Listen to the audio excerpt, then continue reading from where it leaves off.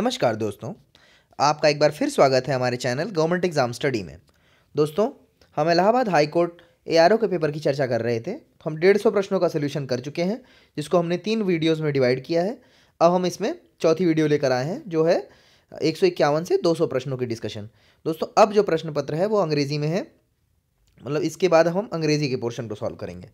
दोस्तों, पहला प्रश्न है, usually no one gives a job to someone who runs away from the law. तो दोस्तों, जो भी भगोड़ा साबित होता है उसे हम अंग्रेजी में फ्यूजिटिव कहते हैं। फ्यूजिटिव।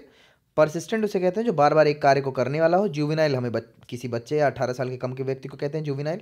18 साल का 15-16 साल से कम के व्यक्ति को जुवेनाइल कहते हैं। और हम यहाँ पर फ्यूजिटिव कहते हैं जो लॉ से भागने वाले व्यक्ति को।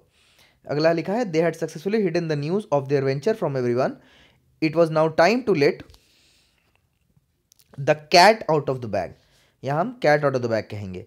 कैट जो है वो फ्रेजल वर्ब, मतलब फ्रेज है, यहाँ पर फ्रेज हम कैट यूज़ करते हैं। दोस्तों, अगला है, if you wish to survive here you must prove your mettle, you ought not to touch the fire unless you want to get burn. Mettle मतलब अपने मादे को प्रूव आपको करना पड़ेगा, और आप तब तक आग में हाथ मत डालिए जब तक आप जलने की क्या नाम है कैपेबिलिटी नहीं रखते हैं। मतलब आपको जलने से भी डर लगता हो फिर आप आग में भी हाथ डालें, ये मतलब गलत होगा। दोस्तों, अगला प्रश्न 154 जो है वो बहुत अच्छा प्रश्न है, बहुत ही बेहतरीन प्रश्न इंग्लिश का पूछा गया यहाँ पर। The activity that you are doing should pique your interest. देखो, पीक में दोस्तों 4 तरह के पीक यहाँ दिए हैं। पहला पीक है, पीक माने शिखर हो जाता है। पीक दूसरा है वो है स्टिम्युलेट, यानी आपके इंटरेस्ट को झंझोड़ने वाली। यहाँ पर हम पीक में ये वाला पीक यूज़ करेंगे। दूसरे में पीक मतलब झांकना होता है। तो दोस्तों, ये हम जो बी में है PIQUE वो यूज़ करेंगे। अगला प्रश्न है, complete the analogy dirty filthy silly. तो डर्टी और फिल्दी दोनों सेम वर्ड है, सेम सिनोनिम है एक तरह से। तो सिली का भी दोस्तों होगा फ्रिवलस।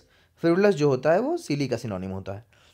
अगला प्रश्न है दोस्तों कि which part of the sentence has an error. तो दोस्तों, यहाँ पर I found a purse lying in the corridor, I have no idea who it belong to. तो यहाँ हुम इट बिलोंग टू होना चाहिए, तो हु इट बिलोंग टू यहाँ पर गलत हो जाएगा।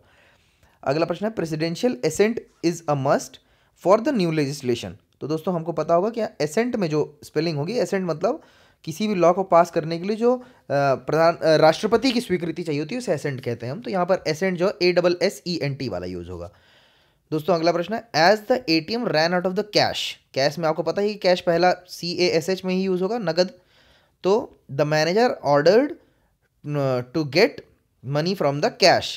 कैश मतलब जो जहाँ पे रखा जाता है उसको हम कैश कहते हैं। वहाँ से कैश ला के आप रिफ़िल करिए ATM। कैश में हम लोग कैश ब्रांच भी कहते हैं उसे, हम बैंकिंग टर्म्स में। दोस्तों, रेनिंग कैट्स एंड डॉग्स का मतलब पता ही होगा, वेरी हैवी रेन को हम रेनिंग कैट्स एंड डॉग्स भी कहते हैं। Someone who comes up with counter argument contrary to what other people have been saying. जो लोग कह रहे हैं उसका एक काउंटर आर्गुमेंट जो आदमी देता है उसे हम डेविल्स एडवोकेट कहते हैं। डेविल्स एडवोकेट मतलब एक गलत चीज़ का हम एडवोकेसी करें, उसकी वकालत करें। तो दोस्तों, ये डेविल्स एडवोकेट जो है बहुत समाज में बहुत ज़रूरी है कि लोग डेविल्स एडवोकेट भी रहें, जो कि अगर हम हर व्यक्ति अगर एक ही तरह की बात रखने लगेगा तो वो डेमोक्रेसी जो है वो दिक्कत में आ जाएगी। इसलिए विरोध करने वाले लोगों का होना बहुत ज़रूरी है, तो उनको हम डेविल्स एडवोकेट भी कहते हैं। अगला मिलेनियम की स्पेलिंग दोस्तों, मिलेनियम की स्पेलिंग C होगी।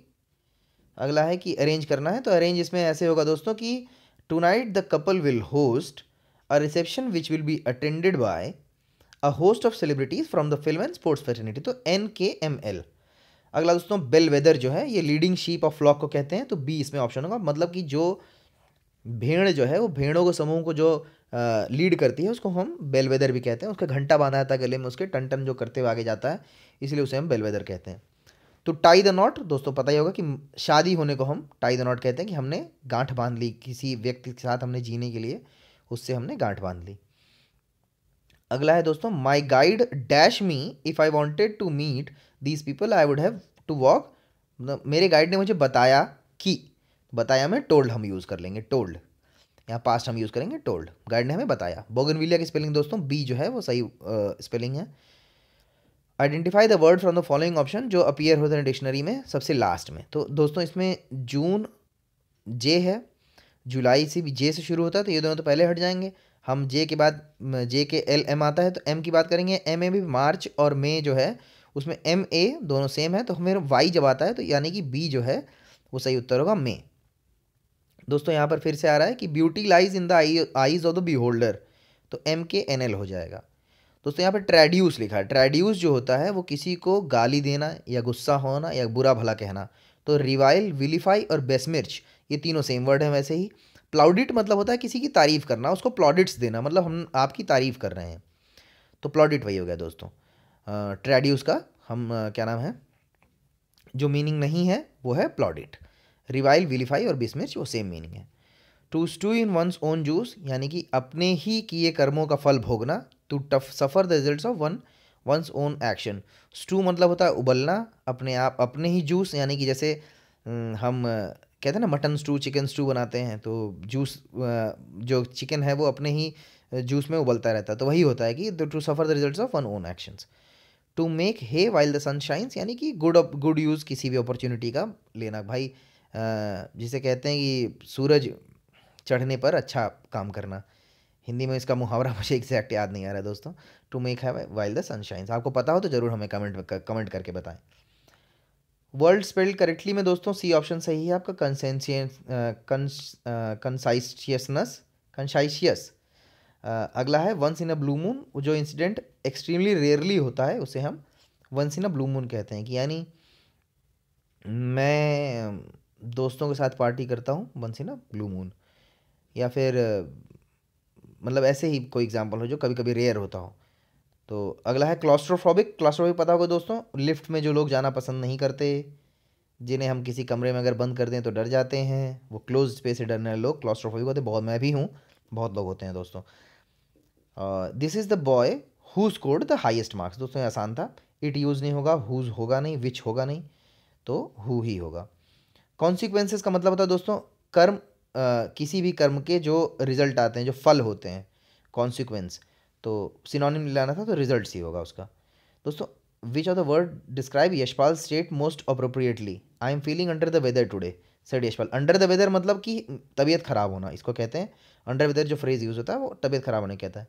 दोस्तों यहाँ पे है क्रोमेटोग्राफी से कौन सेंटेंस नहीं बन सकता। दोस्तों आप देख लीजिए, क्रोमेटोग्राफी में कहीं ई नहीं आता है और क्रोम में ई की ज़रूरत है, तो ई आपका नहीं है, तो क्रोम जो है वो क्रोमेटोग्राफी से नहीं बन सकता। रॉन्ग स्पेलिंग दोस्तों एम्बेरस की है, एम्बेरस में डबल आर होता है। Benevolent, giving money to the poor is a benevolent act. Benevolent मतलब होता है दोस्तों कि किसी भी चीज़ को क्या नाम है, किसी के लिए कोई काम करना जो बहुत ही सुखी मन, अच्छे मन से करना, अच्छा काम करना। Official prohibition, order to stop something, ban. जैसे किसी चीज़ बैन, मूवी पे बैन लग गया, एल्बम पे बैन लग गया, किताब पे बैन लग गया, तो ऑफिशियल प्रोहिबिशन होता है वो। दोस्तों अगला है कि इस ऑड वन आउट निकालना है। यूलिजी, पैनेगायरिक और ग्लोरिफिकेशन। यूलिजी होता है जब हम किसी की स्वर गाथा गाएं, ग्लोरिफिकेशन भी यही होता है दोस्तों। इग्नोमिनी जो होता है वो लज्जा या पब्लिक शेम को कहते हैं हम। इग्नोमिनी मतलब किसी को पब्लिकली शेम करना, तो दोस्तों यही एक्सेप्ट हो जाएगा, ये गलत हो जाएगा। दोस्तों क्वैगमायर, क्वैगमायर का मतलब होता है मैं किसी बुरी सिचुएशन में फंस जाना, यानी बैड सिचुएशन। तो प्रिडिकमेंट भी वही होता है। बफून पता ही है कि बफून मतलब बेवकूफ़ होता है। एडमायरर जो आपको एडमायर करता हो, जो आपको आपके बारे में अच्छा अच्छा सोचता हो, जैसे हम किसी के शाहरुख के, सलमान के और अक्षय कुमार ऐसे लोगों के फ़ैन हो तो एडमायरर हम उनके। ट्रेटर मतलब जो धोखा देता हो, तो प्रिडिकमेंट होता है बैड सिचुएशन। अगला है दोस्तों when I met Ram yesterday it was first time I met him since my graduation.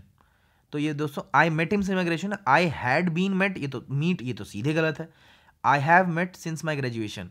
When I met Ram yesterday it was the first time I have met him since my graduation, तो I met him हो जाएगा सीधे, सिर्फ I met use कर देंगे हम। दोस्तों बैम्बूजल का हुडविंक, यानी बैम्बूजल मतलब एकदम बेवकूफ़ बना देना। जैसे कि कोई लेग स्पिनर है, वो अच्छी बॉलिंग कर रहा है, तो वो बैट्समैन को बैम्बूजल कर दिया। या हुडविंक, हुडविंक हम लोग एक्चुअली में यूज़ करते हैं, जैसे जो जादूगर होते हैं वो लोगों को मंत्रमुग्ध दिया हुडविंक कर देते हैं। तो रेक्लूस मतलब हर लोगों से दूर रहने वाला, दूर रहने वाले को हम एनालॉजी में हर्मिट, या फिर हर्मिट जो होता है जो आदमी अकेले रहना पसंद करता है, उसको हम हर्मिट कहते हैं। दोस्तों अगला है कि एडजंक्ट जो है वो फाइंड करना है। एडजंक्ट में every Wednesday the shop open at 9 o'clock। Adjunct मतलब अगर उस चीज़ को हटाया जाए तो कोई फ़र्क ना पड़े। मेरे ख्याल से इसमें दोस्तों एवरी वेडनेसडे की जगह वो सिर्फ वेडनेसडे भी यूज़ कर लेता तो शायद सही होता। तो इसलिए एवरी वेडनेसडे जो है वो एडजंक्ट होगा। हैंडफुल का दोस्तों हैंडफुल्स होता है। हैंडफुल्स आपका जो होता है वो प्लूरल होता है हैंडफुल का। दोस्तों Sharmila has a dash approach to management, she gets things done very efficiently rather than following theory. Efficiently का मतलब होता है, यहाँ प्रैक्टिकल लिखा, प्रैक्टिकल का जो होता है प्रैग्मेटिक, वो प्रैग्मेटिक जो होता है वो सिनोनिम होता है प्रैक्टिकल का। दोस्तों ये भी प्रश्न देखिए आप, what's your skirt made from, it feels, I won't be coming to, it feels like wool, ठीक है, यहाँ फील्स हम यूज कर लेंगे, और I won't be coming to work today, I am not feeling well. देखिए I am not feeling well, दोस्तों यहाँ पर लग रहा है मुझे I don't feel very well, I don't feel very well होगा, आई एम तो दिया नहीं है दोस्तों, यहाँ पर फील्स के बाद डोंट फील होगा दोस्तों, यहाँ पर थोड़ा सा गलत हो रहा है, आई डोंट फील वेरी वेल हो जाएगा दोस्तों। देखिए इतना ध्यान से आप पढ़ेंगे तभी इन सब प्रश्नों को सही कर पाएंगे। देखो यहाँ पे Madhav left in dash Hari after eating dash bowl of porridge and dash orange, orange के आगे एन लग जाएगा, बाकी ए लगेगा तो ए एन हो जाएगा। दोस्तों इतना बड़ा सा इन्होंने यहाँ पर पैराग्राफ दे दिया था दोस्तों, ये पैराग्राफ से इन्होंने सिर्फ एक प्रश्न पूछा था, एक प्रश्न पूछा इन्होंने पूरे पैराग्राफ से। तो दोस्तों आप कोशिश करिएगा अगर ऐसा कुछ आता है तो आप पहले ही देख लें प्रश्न कितने पूछे गए हैं। इतना बड़ा पैराग्राफ पढ़ के अगर आप एक प्रश्न कर रहे हैं तो उसको मेरे ख्याल से लास्ट के लिए छोड़ दें। दोस्तों which express how the author uses emotions to describe the meeting, तो दोस्तों इसमें आप एक बार देख लें, इसमें दोस्तों मेरे ख्याल से ए आंसर होगा। अगला जो है वो है everything in this store is for sale, जो भी कुछ स्टोर में है सब बेचने के लिए रखा हुआ है। अगला प्रश्न है दोस्तों, even though many were called for the audition few were chosen, देखिए मेनी और फ्यू एक साथ यूज हो रहा है तो जक्स्टापोजिशन हो रहा है इन दोनों का, ये है एंटीथीसिस, मतलब मेनी और फ्यू एक साथ यूज करेंगे तो एंटीथीसिस होगा। To break through the glass ceiling, break through मतलब ग्लास सीलिंग से ब्रेक करके निकलना, हम एक्चुअली इसको कहते हैं जैसे किसी दोनों लोग बात ना हो रही तो ब्रेक द ग्लास उसे कहते हैं, वही है वो ब्रेक, वही यूज हो जाएगा यहाँ पर। दोस्तों अप्रोच को है, अप्रोच को हम नाउन वर्ब एडवर्ब तीनों तरह से यूज कर सकते हैं दोस्तों। 96 जो क्वेश्चन है देखिए आप इसको, fill in the blanks with appropriate option. The teacher complained against him when she met his mother in the market, against हो जाएगा यहाँ पर। यहाँ पर होगा Galileo discovered that the earth moves around the sun. अगला है यहाँ पे we went to the market yesterday to buy some fruits and furnitures, दोस्तों फर्नीचर्स जो है, फर्नीचर जो है वो खुद ही प्लूरल है, फर्नीचर्स यूज नहीं होगा तो फ्रूट्स एंड फर्नीचर्स नहीं होगा। प्रिकैरियस, प्रिकैरियस मतलब कोई बहुत ही डिफिकल्ट सिचुएशन आती है उसको हम प्रिकैरियस कहते हैं, एंटोनिम पूछा है तो हम सिक्योर यूज कर देंगे, यानी कि शांत और अच्छी सिचुएशन, मतलब उसमें हम कोई दिक्कत नहीं वहाँ पर। एक्रोफोबिया दोस्तों फियर ऑफ हाइट्स होता है, anglophobia fear of English culture people, मतलब अंग्रेजी सभ्यता या उनके लोगों से डर जो होता है वो एंग्लोफोबिया से दर्शाया जाता है। तो दोस्तों हमने पूरा पेपर सॉल्व कर लिया है, 200 क्वेश्चन पूरे कर लिए हैं दोस्तों, और मुझे उम्मीद है दोस्तों हम जनरल की कट ऑफ की अगर बात करें तो मेरे ख्याल से 200 में से इसमें क्योंकि नेगेटिव मार्किंग नहीं थी तो लोगों ने पूरे 200 में से 200 प्रश्न किए होंगे, तो मुझे लगता है 160 से कम कट ऑफ नहीं जानी चाहिए, हो सकता है कि 155 तक 150-55 तक भी चली जाए अगर गिरती हालत में जाएगी तो, लेकिन इससे कम दोस्तों नहीं आनी चाहिए। इसलिए देखिए कोशिश जिसके 150 तक आ रहे हों वो अपना टाइपिंग की तैयारी शुरू कर दे और आगे बढ़े। तो दोस्तों मेरी शुभकामनाएं आपके साथ हैं और आगे भी हम ऐसी वीडियोस डालते रहेंगे। आप इस चैनल को सब्सक्राइब कर लिए और हमारे साथ जुड़े रहिए। धन्यवाद दोस्तों, बहुत बहुत धन्यवाद आपका।